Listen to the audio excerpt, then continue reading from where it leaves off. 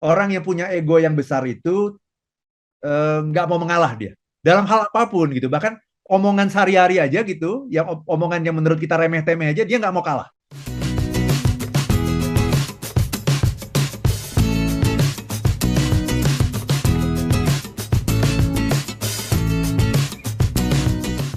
Pak Arfan, Baik, ya. ya, formula ya, apakah mungkin kita mengontrol ego kita dan caranya seperti apa? Formulanya Pak Arfan mungkin bisa sampaikan kepada kami, silakan.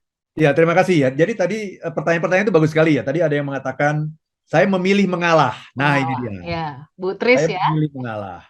Ya, kemudian tadi ada kalimat pendapat kita tidak selalu benar. Nah, Nah, ini Pak Siregar ya. masih Oke. regar gitu ya.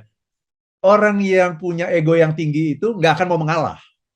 Itu tandanya tuh Pak Arfan ya. Tandanya. Jadi kita harus harus tahu nih ya tanda-tandanya nih. Ya coba masing-masing kita cek diri sendiri ya. Orang yang punya ego yang besar itu nggak mau mengalah dia dalam hal apapun gitu. Bahkan omongan sehari-hari aja gitu, yang omongan yang menurut kita remeh-temeh aja dia nggak mau kalah. Dia ingin menguasai forum gitu ya. Mm-mm. Kemudian orang yang punya ego besar ini dia selalu menyalahkan orang lain. Ya, selalu menyalahkan orang lain. Apapun yang terjadi pasti bukan dia yang salah. Dia akan selalu jadi orang yang defensif. Ya, jadi tadi kompetitif, kemudian defensif. Kemudian orang yang seperti ini juga tidak mau menerima masukan dari orang lain.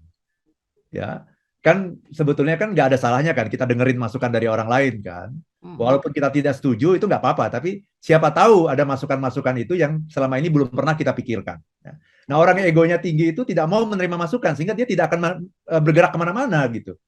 Nah, kemudian juga orang yang egonya tinggi itu tidak pernah bilang tolong, maaf, terima kasih, nggak pernah ngomong dia. Ya karena dia merasa itu sudah haknya gitu. Ya kalau kalau ada orang yang membantu dia, ya itu sudah hak saya gitu. Kan saya bayar Anda gitu. Ya kalau dibantu sama anak buah di kantor loh, kan saya bayar Anda. Kan itu sudah hak saya untuk mendapatkan bantuan dari Anda. Jadi ini tanda-tanda orang yang punya ego Ego yang yang tinggi, tinggi. gitu, yang seringkali membuat ego itu mengalahkan akal sehat gitu. Ya. Nah, jadi bagaimana caranya? Ya kita harus menyadari bahwa setiap orang itu punya ego, itu dulu. Kita juga punya ego. Apa itu ego? Saya pingin dihargai orang. Itu kan sebenarnya ego. Saya pingin didengarkan oleh orang. Mm-mm. Saya pingin dihormati oleh orang, diapresiasi oleh orang lain. Nah, itu kan semuanya adalah ego. Nah, tetapi kita harus ingat bahwa ego ini dalam situasi-situasi tertentu, ketika kita marah, ketika kita merasa diremehkan oleh orang, dituduh macam-macam, ego itu seringkali naik, Mbak. Nah, ketika ego itu naik, kita berada dalam bahaya. Kenapa? Karena kita mungkin melakukan tindakan-tindakan yang nantinya akan kita sesali semata-mata karena ego kita yang mengambil alih situasi gitu. Jadi Mhm. kita harus hati-hati, Mbak, ketika kita akan mengambil keputusan, apakah keputusan ini diambil dengan akal sehat atau dengan ego. Kalau kita ternyata tidak mendapatkan solusi, tapi hanya malah mendapatkan masalah yang lebih besar, jangan-jangan yang mengambil keputusan ini adalah ego. Mhm, mhm. Karena Mhm. kalau akal sehat itu, Mbak, akal sehat itu selalu mencari solusi. Oke.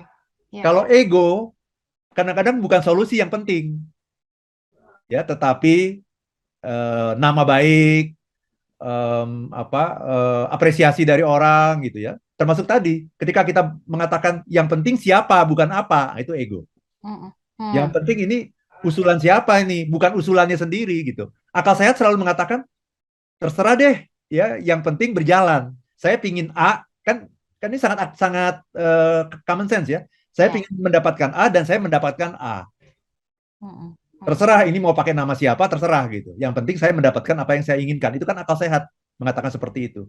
Kalau ego pasti dia nggak akan mau. Dia akan mengatakan yang penting bukan bukan apa yang harus dilakukan, tapi siapa yang melakukan, siapa yang mengusulkan gitu. Mhm. Oke. Ketika kita sudah mulai berbicara siapa, hati-hati. Itu tanda bahwa kita sudah akan masuk ke ego sedikit lagi. Mhm.